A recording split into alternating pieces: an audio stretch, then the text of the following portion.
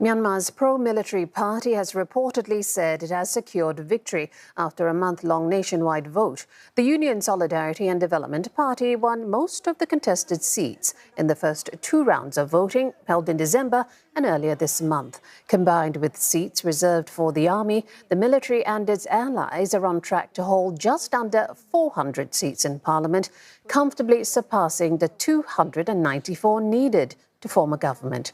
Voting was not held in more than 20% of townships due to the ongoing civil war. The election has been branded a sham by critics in Myanmar, as well as foreign governments and international human rights bodies. They say it is designed to consolidate military control following the 2021 coup. But Myanmar maintains that the vote was free and fair.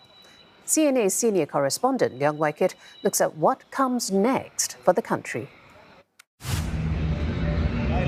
Myanmar's final round of polling is now over. So, what's next?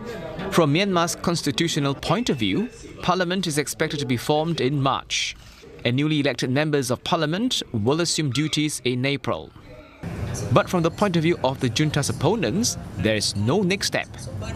The National Unity Government had urged Myanmar people to boycott the elections. Our positions statement that came out from our stakeholder engagements meetings recently, very clear that not to recognize whatever result of the SAC plan election, which is undermining ASEAN 5-point consensus. ASEAN continues to stress that Myanmar must abide by the 5-point consensus. But how the bloc will respond to a post-election Myanmar remains unclear. I think what's really important in international law is how your immediate neighbors react to your new government. And in this respect, it's quite clear that China is supportive of these elections. India has not made any strong reactions to it. So it's quite clear that two largest neighbors of Myanmar are prepared to recognize the junta. And if recognition is already given by its neighbors, and we know that within the Mekong region, there are other ASEAN neighbors of Myanmar that are prepared to work with the junta.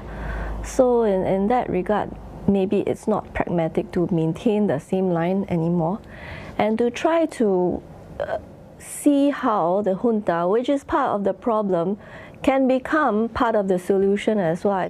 And this is where China could play a role. Beijing has supported the junta's election process and is expected to remain a key player in Myanmar's peace process.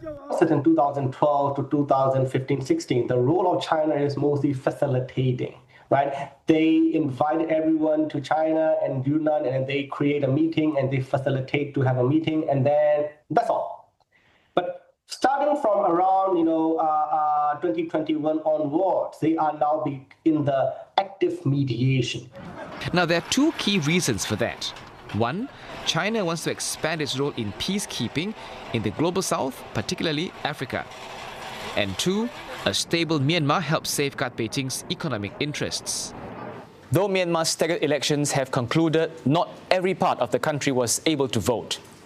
The polls also came at a cost as violence continued across the country.